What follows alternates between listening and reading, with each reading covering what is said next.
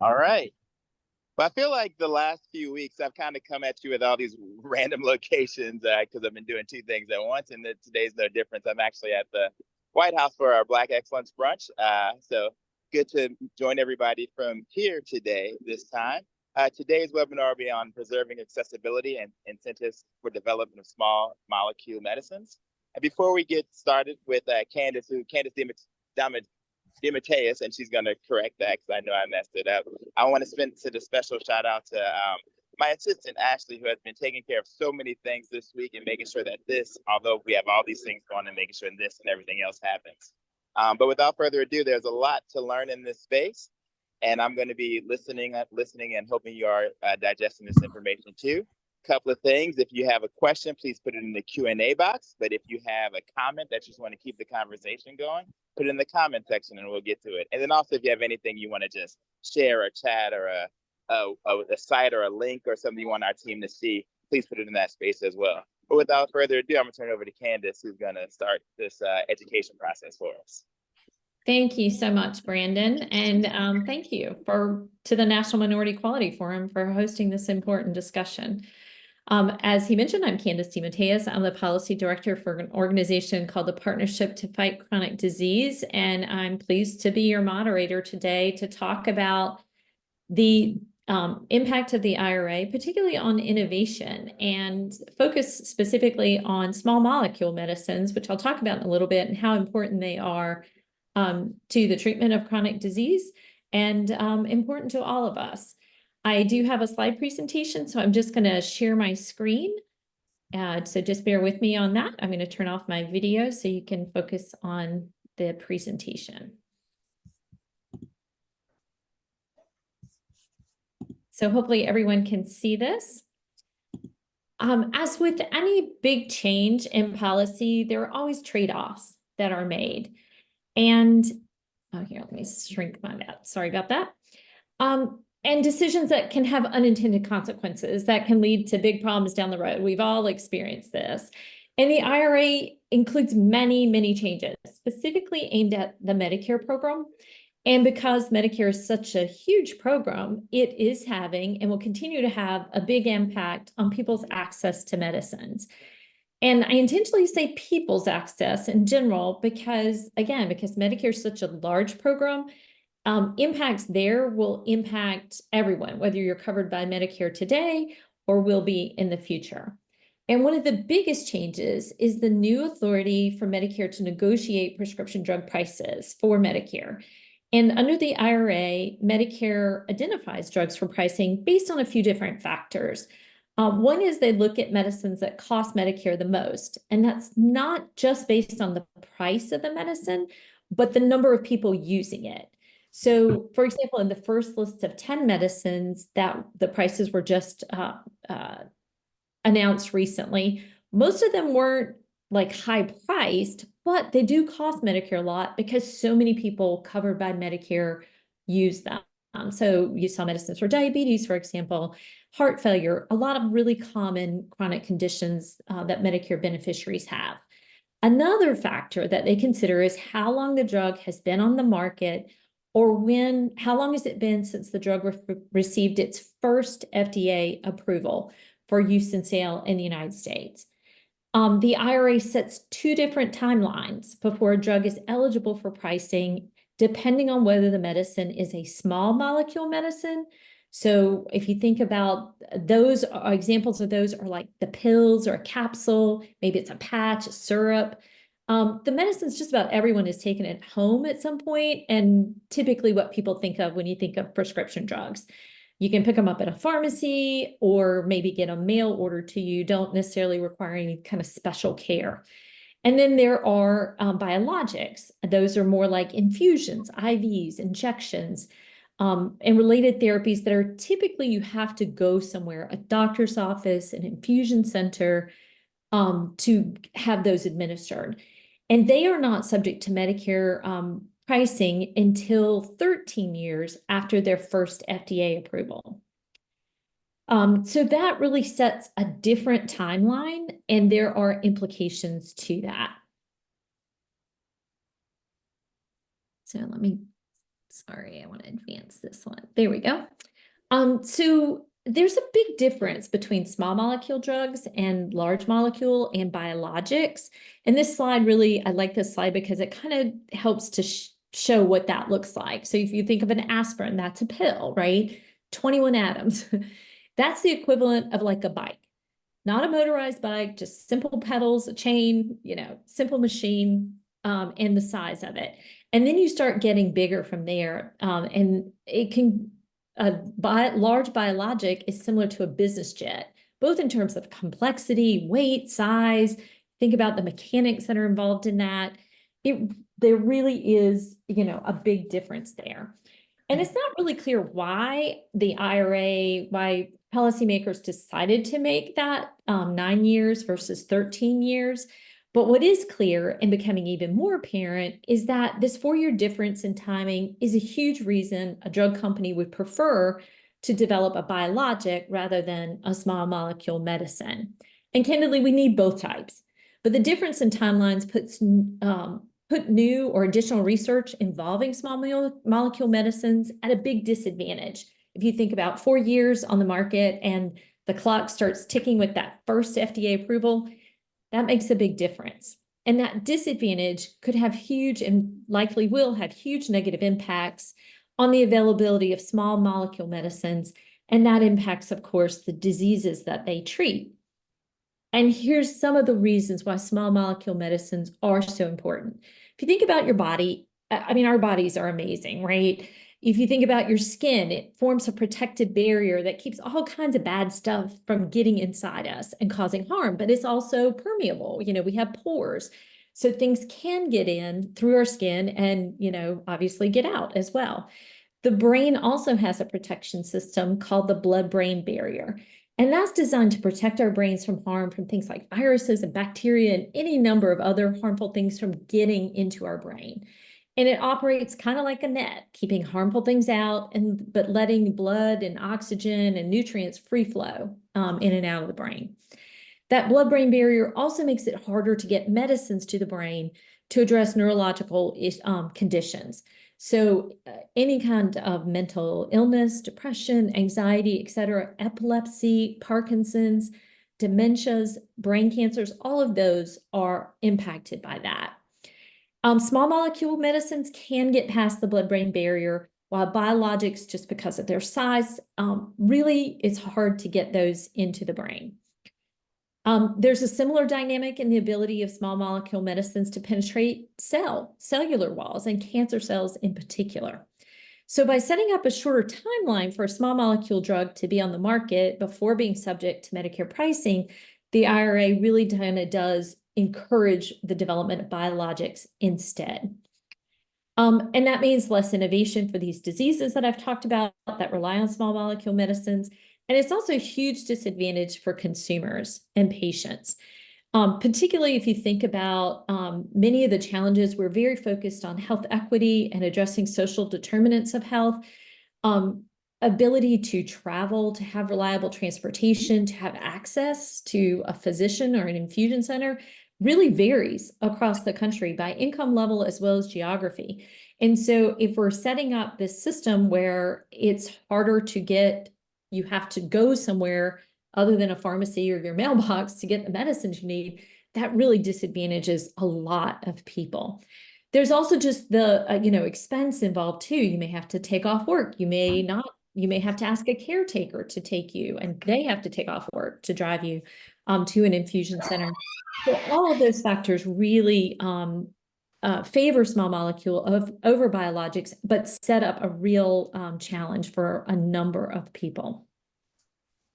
The shorter timeline also limits the R&D that is done on FDA-approved medicine. So if you can imagine, if you get a drug through the gauntlet of it's safe and it works, and the FDA agrees that it works for the condition you have, it's great to keep testing that drug for other conditions. And that often happens, and we get additional indications.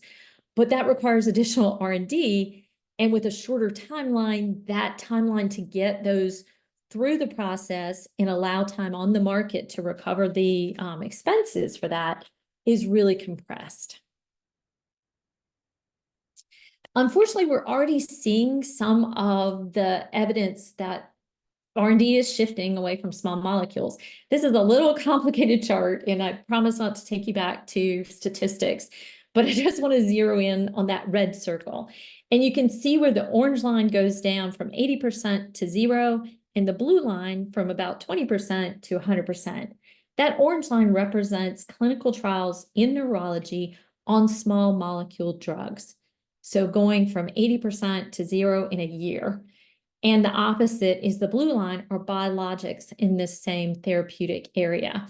So clearly having a pretty dramatic and immediate impact in this very important therapeutic area. And again, this covers dementias, it covers migraine, it covers epilepsy, it covers a whole host of diseases that affect the brain. I also wanted to point out that it's important to consider for cancers as well, because again, when you you may not know this, and it was news to me, but cancer drugs typically are tested on the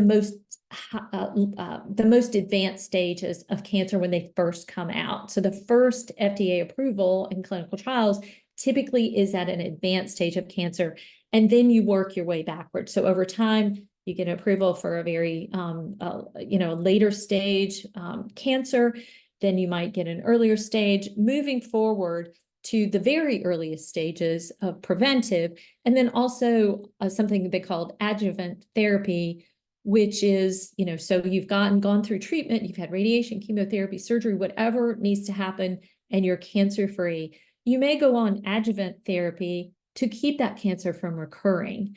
And a lot of small molecule medicines are used for that purpose. But if if the timeline is compressed, they may not get to those clinical trials that show efficacy as an adjuvant therapy. And that's a real loss, obviously, for anyone with cancer today or tomorrow. There are a lot of efforts to fix the challenge, and one important one is a bipartisan effort in Congress called the Ensuring Pathways to Innovative Cures Act, or EPIC Act. It's HR 7174, so a House bill. And what it does is it's a very simple and straightforward piece of legislation. It sets the same timeline for Medicare pricing at 13 years, regardless of drug type. So we get rid of the 913, just have 13 and move forward. So pretty straightforward. Earlier today, PFCD, joined by the National Minority Quality Forum and 29 other patient and consumer advocacy organizations, shared a letter asking members of Congress to preserve access to small molecule medicines by co-sponsoring the EPIC Act. So I did want to highlight that as well. I do now want to stop sharing my screen and turn to our panelists. It is my pleasure to introduce a great panel, and we're thrilled to have them. First is Meme Carmo, President and CEO of the Tiger Lily. Mema. Mema, sorry, I'm so sorry. You can call me Meme too. Mema, I'm Mema. sorry. Thank you for correcting me. Also, Rosa Mendoza, founder and president and CEO of Alvanza. And Michelle C. Witten, co-founder and president and CEO of the Global Down Syndrome Foundation. Thank you all so much for joining us. Thanks for having us. Mema, I want to start with you, if that's okay. Tiger Lily works diligently and so effectively to end barriers to accessing and receiving quality, equitable care for everyone, and achieving health equity and eliminating disparities in breast cancer in particular. Can you tell us more about why Tiger Lily is engaged on this issue and the potential health equity implications that you see in the IRA for the people that you work with? Yeah, thank you, Candace. It's been about 20 years that since I've had breast cancer, and there's been over $180 billion invested in health equity in the US. Yeah, we see people who look like me still having the higher morbidities from breast cancer. So at 31 years old, I was taking a shower and there's a tumor in my breast. And I kept being told I couldn't have breast cancer. I was too young, come back when I was older. All the regulations said I was too young. Again, the mammogram guidance was for 50 years old. And I had to push through multiple barriers for over a year to get diagnosed. When I finally got diagnosed, told me I was triple negative breast cancer, which, as many of you know, had no indication in any setting until 2019. So of all the investments we've seen in cancer care and breast cancer care, I could have died. I was supposed to be dead years ago. And so I look back at that journey and I see, for me, looking back at that and then seeing where we are now, thank God there are 4 new drugs targeting triple negative breast cancer patients. But Black women are still dying as twice as women who are dying as white women. So even though there are innovations, we're dying still as more than women who are white counterparts. So we're not doing enough as it is, right, for Black and brown populations. With the IRA regulations, people are going to die. People are going to die more than ever. And I think that what pains me the most is that people are making these laws and regulations and guidelines, and not including Black and brown patients. So oftentimes you hear that this has been made, this guideline or this system, and we're not included in the conversation. And so for me, my job is to get people who look like me at the table talking about what's important to us to ensure we have access to treatments and healthier, longer lives.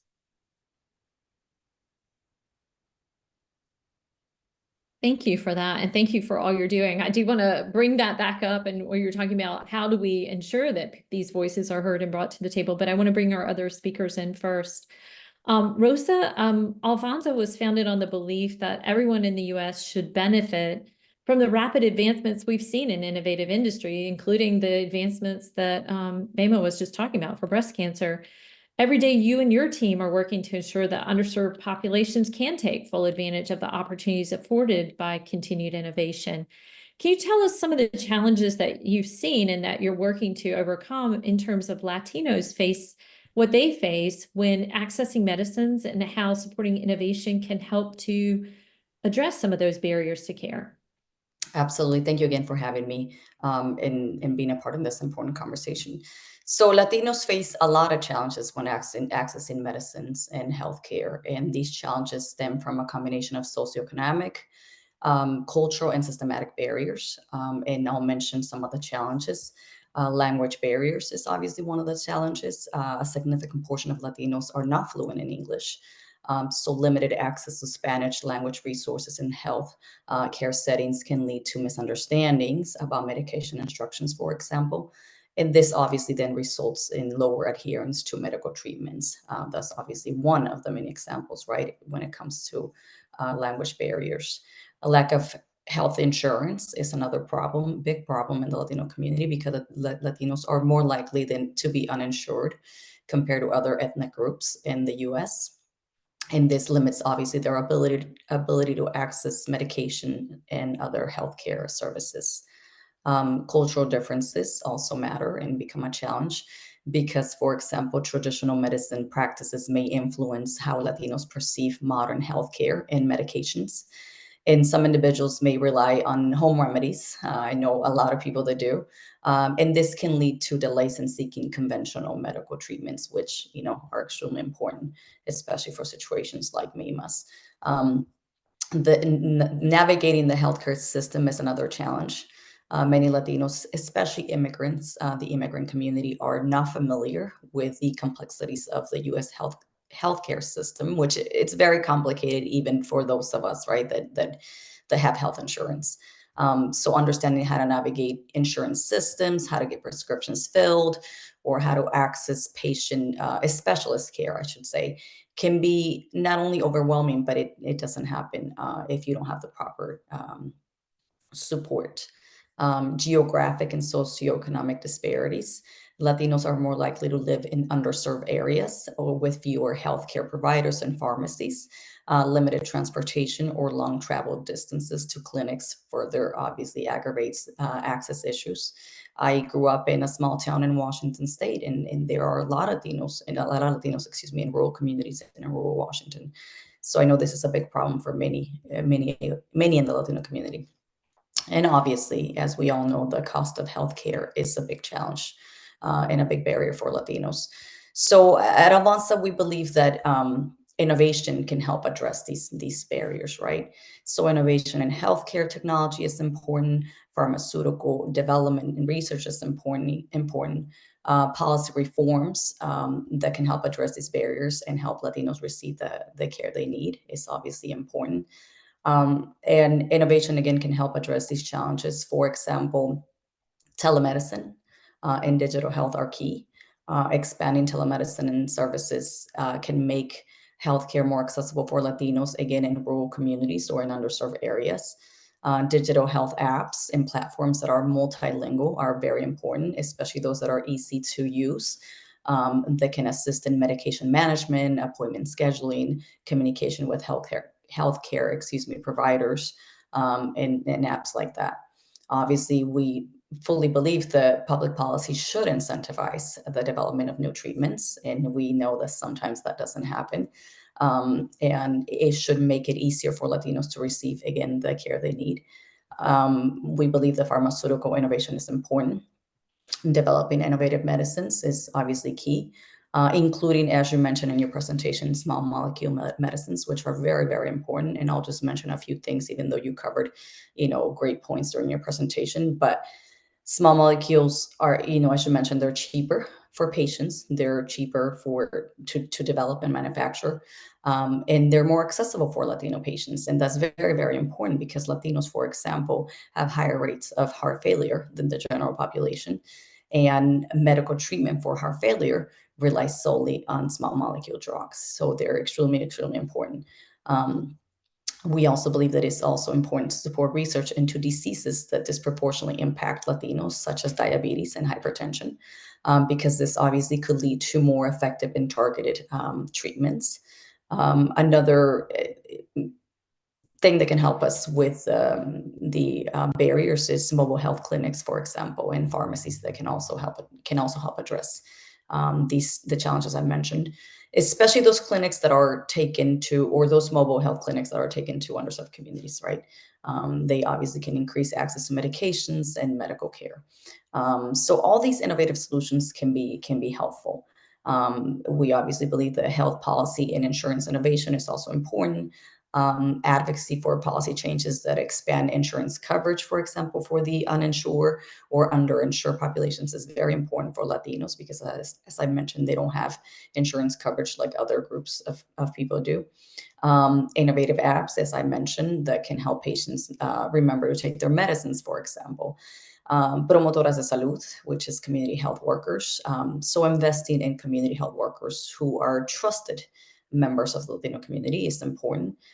They can help bridge the gap between patients and healthcare providers. So all those things help. And obviously, as a Latina, it's important that we have culturally competent healthcare providers, right? So training healthcare providers to deliver culturally sensitive care can enhance trust and communication between patients and doctors. And I'll go ahead and stop there. Can I jump in again real fast, Rosa? That was Absolutely, amazing. You hit on many points that I was going to talk about later, but I want to tell you all two real people stories. I had a patient contact me last year, and she was living in her car with 2 children. She had stage 3B breast cancer, and she had a job at some point, but she had to leave her job frequently to go to treatment. She had, at some point, she lost her job, so no insurance, and she chose to stop treatment, right? She was probably going to progress and die. And so, these are things that, and even myself, right? So when I got diagnosed, I live in Virginia, but I had to go to treatment. I was an hour from my house, sometimes an hour and a half in traffic. I'm single parenting a child and having to negotiate losing wages. Treatment finished, I had 2 bags of bills post-treatment with co-payments and all these things, right? So when I hear that people don't adhere to treatment and they die, this IRA, the impact is so huge. And it's not just my story and this woman's story, it's many women's stories, right? You're having to travel, you lost wages, you have expenses. And then there's a thing, you go into treatment if you have bad veins. I had bad veins. And if I would love to have had a pill form medication because my port ruptured twice. So I had to have a shot at my vein used every time I got treatment. And after all, my veins stopped working. So sitting there for an hour getting stabbed and pushed to get it sounds like a big deal, but I want to live my life, but I want to live. By getting stuck with a needle in your chest for a period of time, different nurses coming back and forth, can make you go, you know what, I don't want to deal with this. I also got very sick from being in treatment because people were coming in and out of there with their relatives who also had other illnesses, right? My people's time, your schedule, if you have 3 kids and no parent or a husband that works part-time to part-time job and no in-home support, you have to schedule around the doctor's schedule, not your own schedule. And last but not least, back to adherence, right? You know, people need to be able to have care where they feel most comfortable, where they have most access, and where they can be getting support they need. And that could be at home, right? So I think that this is a really big issue around innovation, but also around building trust in medicine and in treatments and in trials as well. Absolutely. No, great points. And you drive home you both such an important point that it's not just an issue of convenience. Yes, it is more convenient to sit down with a glass of water and take your medicines. But for some people, it's the difference between treatment and no treatment because they can't make those repeated trips. Michelle, I want to bring you into this discussion as well, but appreciate the back and forth already. Michelle C. Witten is from Global Down Syndrome Foundation. Global has become the largest nonprofit in the US working to save lives and dramatically improve health outcomes for people with Down syndrome. A key challenge to adults with Down syndrome that I think a lot of people may be surprised to learn is that as they age, and we're thrilled that lifespan has extended for people with Down syndrome, but they become at a much higher increased rate for cognitive decline, specifically dementia, Alzheimer's disease. Can you discuss how Alzheimer's disease uniquely impacts people with Down syndrome and why access to effective medicines is particularly crucial for them? Absolutely. And, we were tasked with giving a little background about ourselves, and beyond being the co-founder and head of Global, I'm the proud mom of a 21-year-old with Down syndrome. She is at Regis University, cutting classes, breaking up with her boyfriend, pretty happy, but like a little stressed out there. And when I was pregnant, I actually got a prenatal diagnosis, and I had never met a person with Down syndrome. And so Tom and I met some people with Down syndrome. We were like, okay, we got this. We're moving forward. And I quickly became aware, because in utero, I knew she was missing a septum, that she would have open heart surgery by the time she was 3 months old. And I started doing some research, and there it was, a 1980s paper saying people with Down syndrome are at high risk for Alzheimer's. Another paper in the 1980s saying it's extraordinarily rare for a person with Down syndrome to get a solid tumor. So I started thinking, wow, like a lot of people aren't understanding. My child flew to Bethesda, met with the head of NIH, wonderful Dr. Elias Zerhouni, and he looked us up, and we were at about 14 million that year, compared to, say, autism, which was close to 200 million, just a ridiculous kind of per capita. We're over 400,000 people strong in the US in terms of the population of people with Down syndrome. So I started thinking about research with my family, with some scientists, with some medical professionals, and we started to create Global and an affiliate organization where we do research, basic research, clinical research. And today I'm really excited to share that our advocacy in Washington, D.C. champions in Congress directing NIH, but now also champions at NIH. Last year in FY23, we were at 133 million. So we're moving that up. And as expected, because we know that people with Down syndrome have 3 copies of chromosome 21 instead of 2. As the scientists predicted, there has been a lot of breakthrough in just the 6 years that we have lobbied successfully to have a trans NIH funding program for Down syndrome research.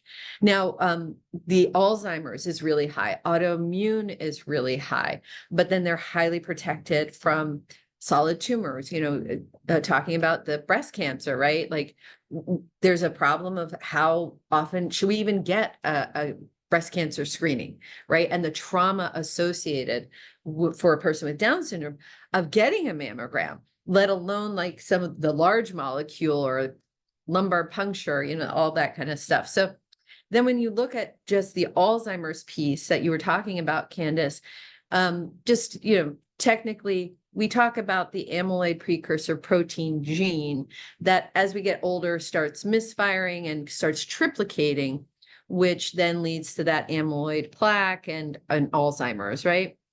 So the APP gene is on chromosome 21, and therefore people with Down syndrome are born with 3 of them.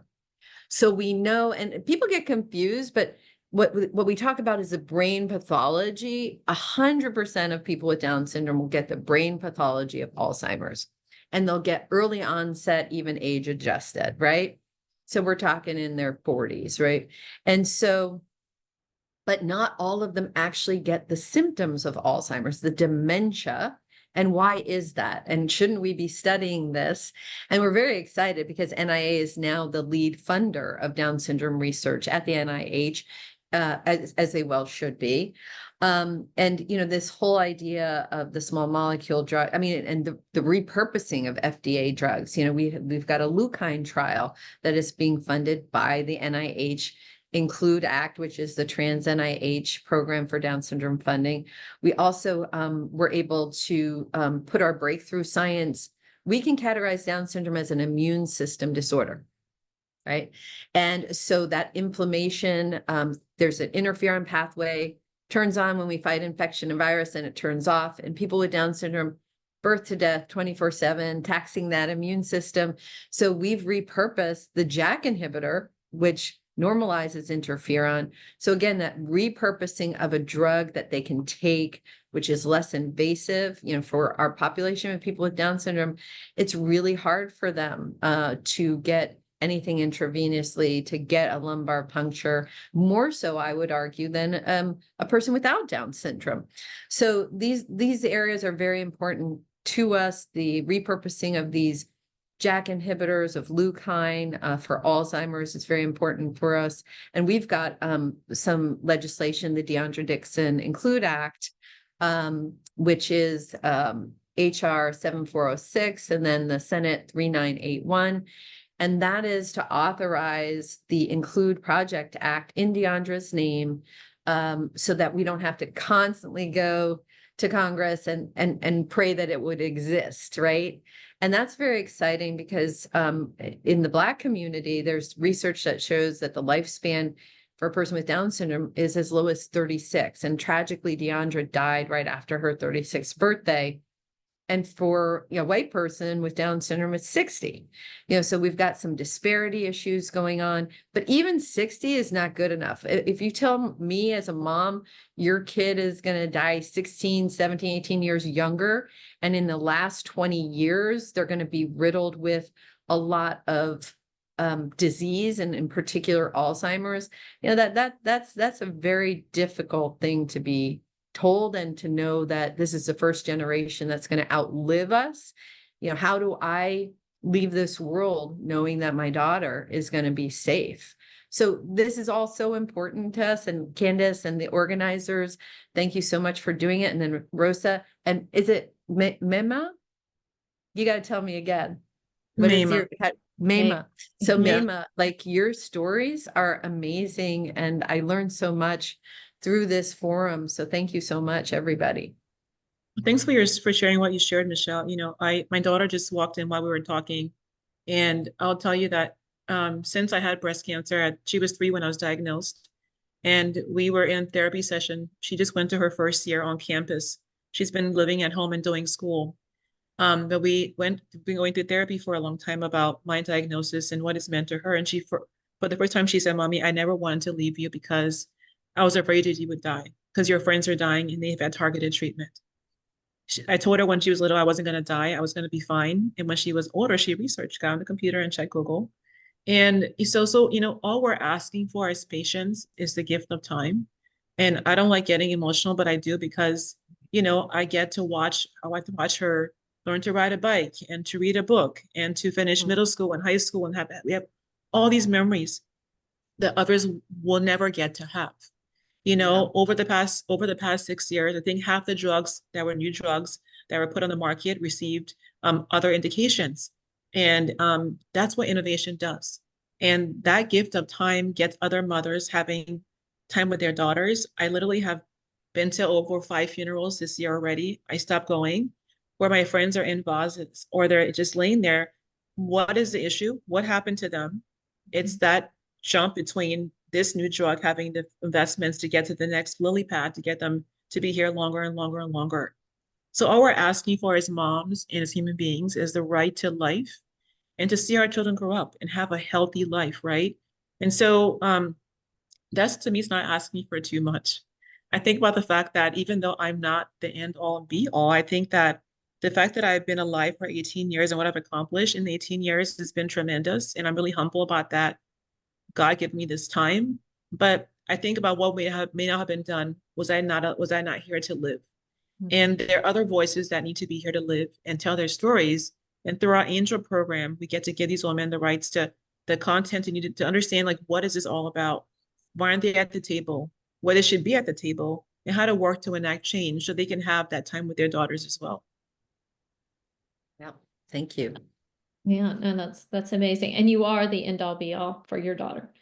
So She's my end all and be all. When she left the house, I cried for like the first month, but it was a cry of joy and happiness. And she came home and I'm like, you're home, you know, and we all want that. And so when I learn about things like this, like the Inflation Reduction Act, I get really, my heart hurts because I know that, you know, it means that somebody may not have that innovation because if they don't have that extra couple years to investigate the drug for other indications, it's not just in breast cancer, it's about breast cancer subtypes like TNBC. It's also Down syndrome, is kidney disease. My dad had kidney failure. It was what he died from, right? He could be here with me today celebrating life. So I think that it's really about, I always say it's about our heart, right? How do you keep hearts beating? And that requires time, it requires investment, and it requires not forgetting why we're in healthcare. It's for serving human beings, right? That's the oath that was taken to protect us. We have to ensure that program is like that work is done. Lastly, I'll say our Angel program is a huge program where we train Black women to become advocates. And they're in the communities that are underserved. They're going out there doing policy work, discussing issues, and they're becoming a force to be dealt with. So it's not just my voice. We're training women in the thousands and millions to be able to use that voice to affect change as well. well, and all of you have talked about research, and I want to kind of talk about that a little bit. And we've talked about the importance of research. You just eloquently talked about different populations, and I know that diversifying clinical trials and getting more different people in these from racial, ethnicity, but also different people with different diseases and different conditions coming in, because that information is so critically important. With this compressed timeline under the IRA, what are your thoughts about those efforts? Because we still have a long way to go, we know, in terms of diversifying trials. Rosa, do you mind talking about that a little bit? We're always going to advocate to ensure that Latinos are represented, right? Whether it's in trials, whether again we have access to the right medications. So that's always going to be our advocacy, to ensure that we're not left behind. One of every 4 children in the U.S. is Latino, and I always say when I speak on panels, if we leave Latinos behind, we're going to leave the future of America behind, right? So if we don't have a healthy Latino population, there goes our workforce, right? So when it comes to clinical trials, we always advocate to ensure Latinos are included, because again, we face certain challenges that other groups don't. So it's important for us to fully understand what those challenges are, and so that we can have, targeted solutions specifically for the Latino community. That makes a lot of sense. I'm just concerned that maybe with this shorter timeline that we may lose some of that too. What about you, Michelle? What do you think? Yeah, I mean, we have all sorts of issues. CMS a couple of years ago came out with a statement, actually, and I don't, it's just mind-boggling, where they said, we are going to take these Alzheimer's drugs that are very controversial, and we're going to do clinical trials to see how they go. But one population is not allowed in, and that's people with Down syndrome. So we had to, quickly kind of get the whole community and other Down syndrome orgs and the Cernic Institute, everybody involved, and kind of fight just that prejudice. And then they withdrew that statement, but then it still didn't just allow people with Down syndrome into the clinical trials. And that's the problem. A lot of times the exclusionary area, it's Down syndrome. And we are trying to get the word out that you can't exclude somebody. You can say because they have part this or because they have that, but you can't say because they have Down syndrome, they're excluded. So yeah, I mean, anything that helps create the pipeline where people with Down syndrome, and then I know it's really hard, but then people with color with Down syndrome, people with mosaicism and Down syndrome, that they could be included since they are at such high risk for Alzheimer's is paramount for our families and for the future health of our loved ones with Down syndrome.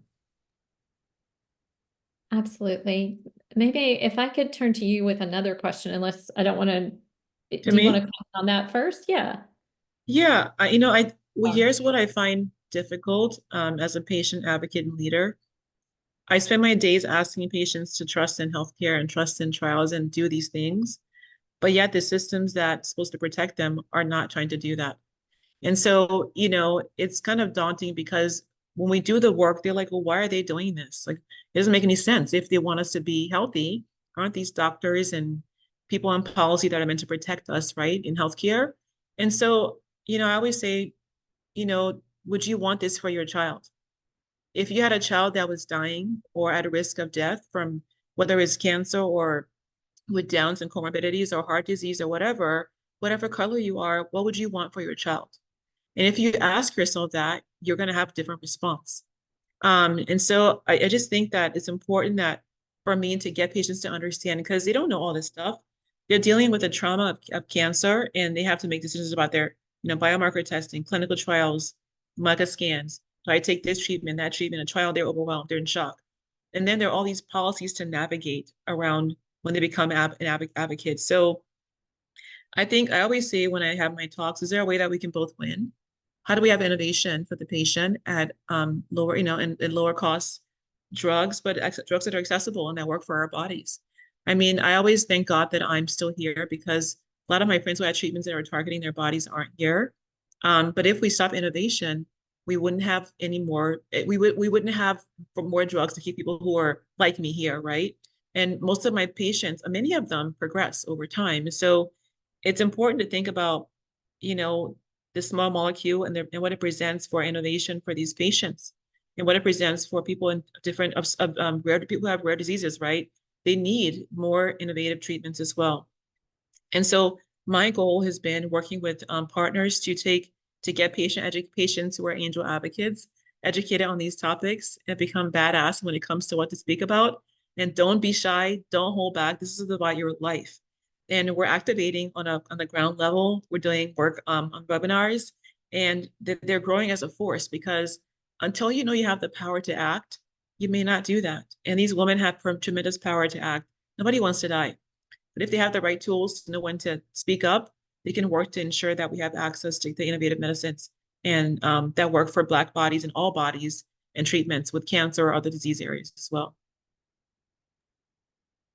One of the big areas that the law requires, the IRA, is listening sessions with patients and patient engagement.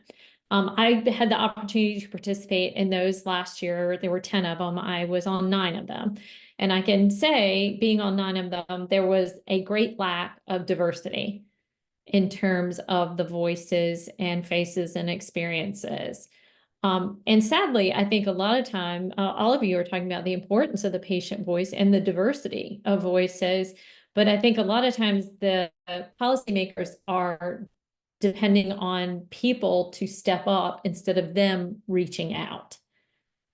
So I'd love to hear your perspectives on that. And, how should we approach this? Because we're all talking about the impact on small molecule innovation and the detrimental effect to patients, but how do we get policymakers to realize they need to be talking to us and a diversity among us?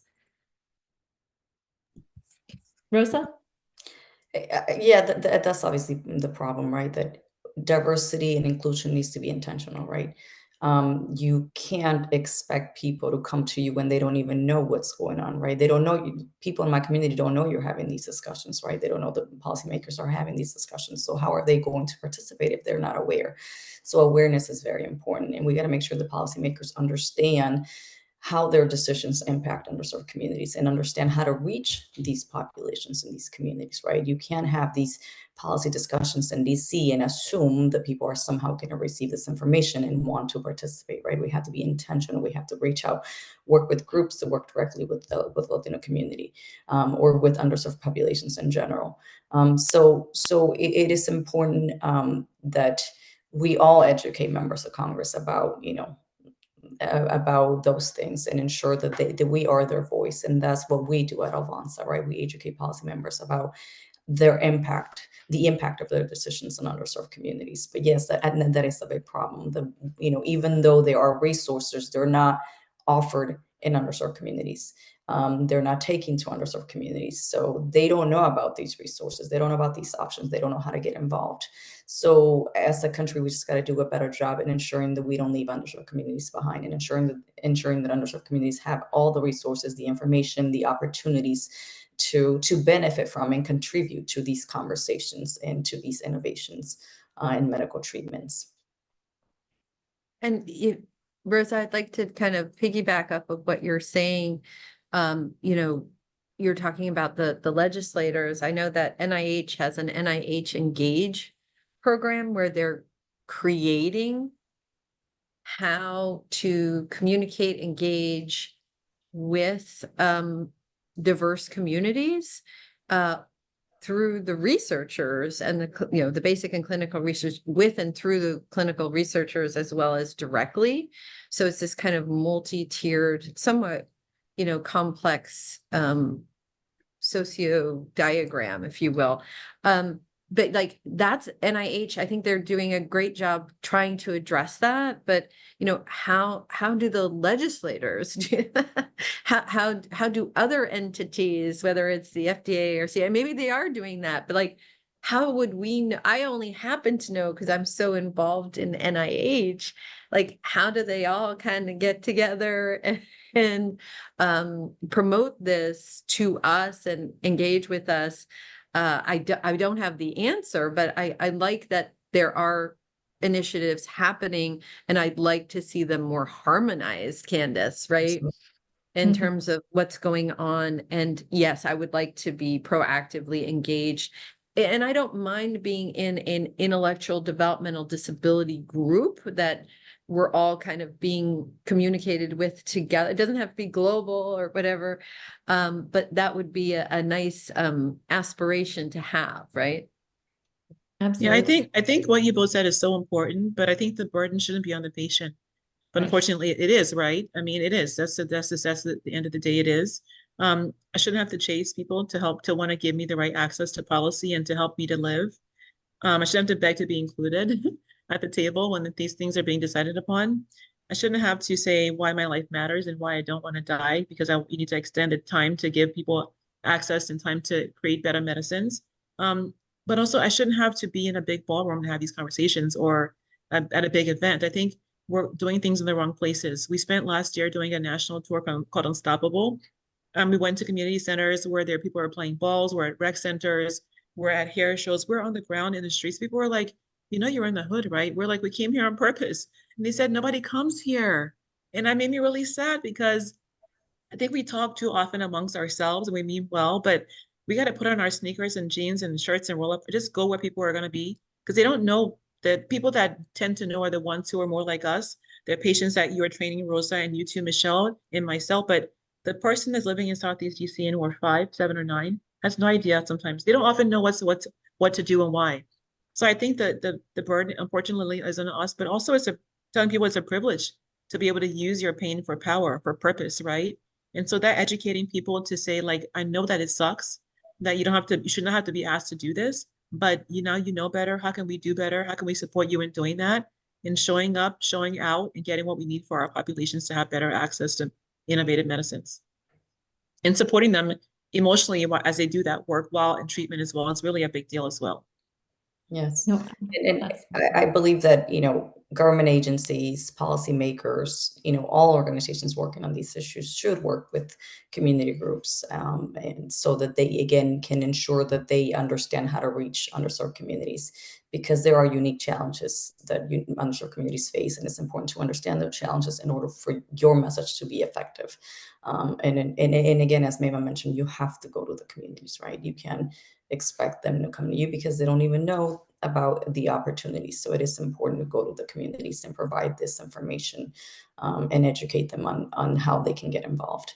Yeah, and if we don't, they get angry. I was in DC for an event recently, and people were like, you're one of the few groups that comes here, like in this community. And I'm like, really? They're like, nobody comes unless they want something. And so I think that people are trying to do the right thing, but it's where they're doing the right thing. Why are we having I go to tons of conferences where they're in these beautiful ballrooms, even the San Antonio's and ASCO's, I love going, but I'm like, this money could help so many people on the ground. So I think we have to think about how we're doing things, right? With all of us, all stakeholders. But most importantly, we got to focus on the inflation. I always say it wrong, Inflation Reduction Act, and the importance of like making sure that that doesn't really happen, because it's really going to impact people that look like me. And we do deserve the long life and health as well. Well, along those lines, and all of your organizations have publicly stated and signed on to the letter that I was talking about earlier in support of the EPIC Act and trying to get more people, more members of Congress to look at it and sign on. And recognize obviously the importance of small molecule medicines as we've been talking about today. How do you plan to continue to raise the issue and support the bill through the rest of the year and into the next Congress if it doesn't pass this year? I don't think we're going to do anything different. We're going to continue to be a voice for Latinos. We're going to continue to advocate for policy changes that ensure all Latinos have equitable access to innovative healthcare treatments and technologies. So, I mean, again, because of the fact that Latinos don't have a voice in this space, or they don't have the voice that they need to have in this space, we are going to continue to be their voice. And again, pushing for the right policies and the right changes to ensure that they can benefit from the new innovations that we've seen in this industry. We're going to do the same. And I think, Candace, it would be nice to know if there are speaking opportunities. I'm here, but we do talk about never for us, without us. And so there's nothing more powerful than our self-advocates with Down syndrome who are speaking on the Hill, shoulder to shoulder with other advocacy groups and advocacy leaders advocating for this. So if you guys know, or if the organizers of this wonderful webinar know of opportunities for our self-advocates to speak, we're ready to galvanize. That would be something that we would be doing different. But other than that, the social media, our website, and then of course, signing on and having these wonderful webinars we'll continue to do. Fantastic. Yeah, I agree. I think we're doing more of the same, but also we really want to partner. We can't do this work alone. So these collaborations are really, really important.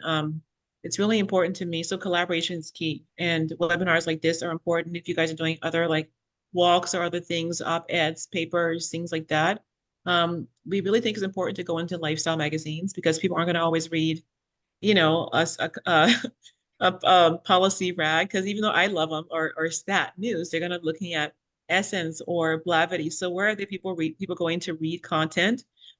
We find that everybody's on TikTok. They want to get like a 15-second or a 10-second, like they want to get it. So we're doing a lot of patient training on getting micro influencers to share this content on social media about different topics. So that's really important. But most importantly for me is people want to be able to see you, feel you, and touch and talk, and eyeball to eyeball. That's how you build trust. So we're going to continue going across the country, talking to people, doing webinars, giving patients the information they need to understand these policies that are going to impact them, and be able to make change on their state level or federal level. And also while doing that, support them, because this work is as wonderful as it is. You have people who are sick, who are having to fight for policy change for their care.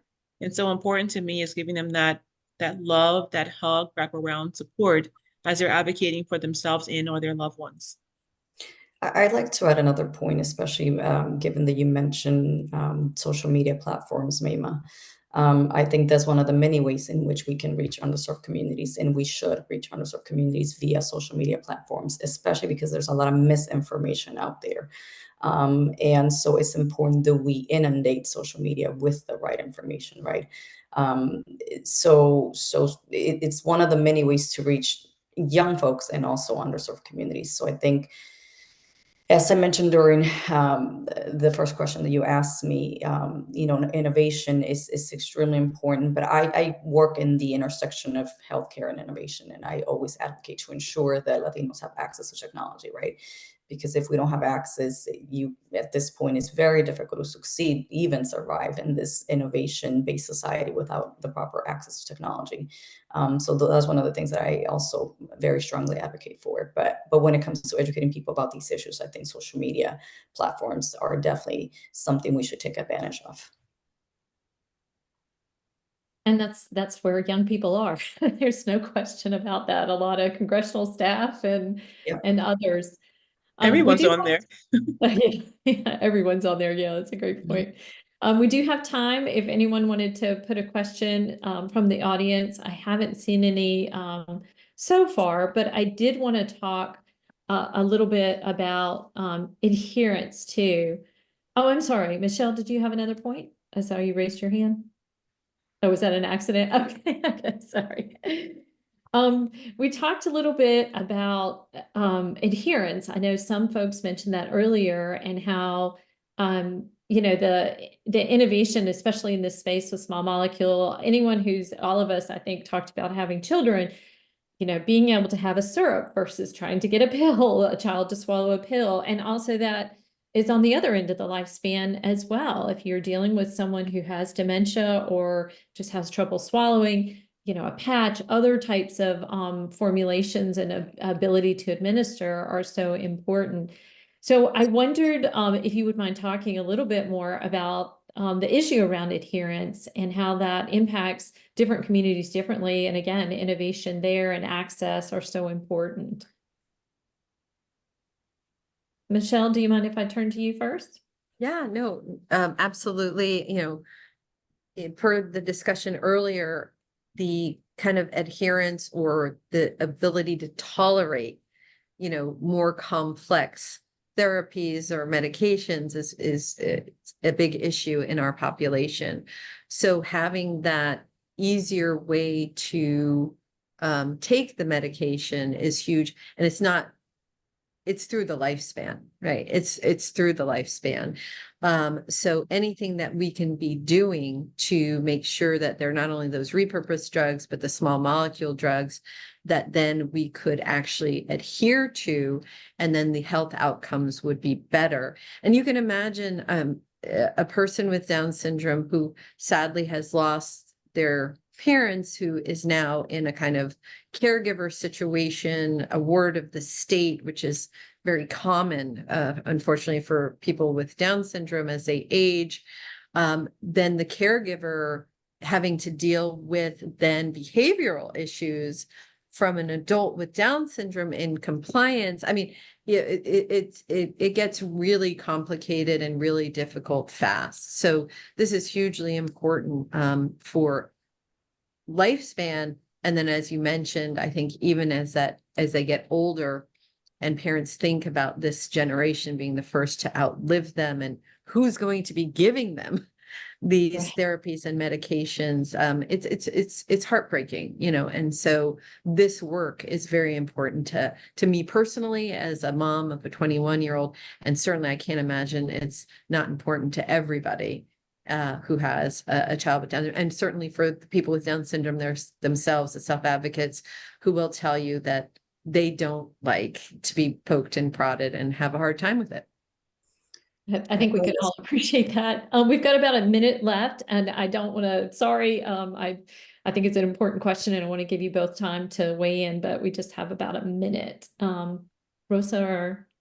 No, I was just going to add that, Michelle, I'm listening to the challenges you're obviously making us aware of with people with Down syndrome. And I can't help it but to think of those challenges combined with the challenges Latinos face, right? Like, let's imagine a person with Down syndrome who's not fluent in English, who has to face all those challenges, and others as well, right? And maybe in a family where, again, they're immigrants and they don't have the resources, and they live in, in an underserved area. So it is just, it can be very overwhelming, clearly. So it is really, really, really important that we make these services and new treatments available in those communities, because the challenges are definitely overwhelming, especially for folks that face, issues that we don't face, right? And I want to add that people who are living in communities that are not underserved or don't have a huge rural issue still have those problems, right? And even me, I was getting a master's degree, but like I was like, how am I gonna leave my job and go to this treatment every day every other week for this like 5-6 hours, and then come back home and I'm gonna be sick for the next couple of days. And then the medication that I got for my nausea wasn't working because it hadn't been tested probably in Black and brown women. So I had horrible side effects from itching. I almost quit treatment 3 times, even though I knew better, right? And so, like, there are things that supersede distance and education. It just about basic human need to survive. And for as any of you who are mothers who are watching this, when it comes to like you or your child, what are you gonna do? Who will you choose in that moment, right? You have to work to pay your child's bills, get them to school, feed them, take care of them. And so I think we shouldn't have to make that choice. And I think adherence could be a lot more easier if people had a pill to take in the morning. They wouldn't have to miss work, deal with childcare, transportation. I literally lost my home, got my car repossessed. Like I literally, my credit was jacked when treatment was over, because I had to make sure that I took care of my home and deal with my work and things like that. And so I think, healthcare should be about just that, health care, and not the other way around. I want people to come to treatment and get the right treatment when they need it, right medication, get their family support, get them to be able to live their life while getting treatment and have better outcomes, which means innovation as well. And so I always want to bring us back to the heart of it. It's just that we want to have a better experience in healthcare. And that, again, is innovation, and again, it's adherence, but that requires us to have medications we can take at home, right? While watching TV and while just getting them delivered from CVS. They come to your house these days, or Walgreens or whatever. So I think it's just really important. I really thank you all for what you do, because we have to keep talking about the issue and amplifying the issue and doing the hard work to help ensure that people have access to medicines that can keep them here longer. Well, thank you so much for all you're doing, and so appreciate this important conversation, and many thanks to the National Minority Quality Forum for hosting this and pulling this together. We'll keep this conversation going and keep fighting the good fight, but so appreciate all of you joining us and look forward to working with you on these important issues. Thank you. Thanks for all you all do. Thank you.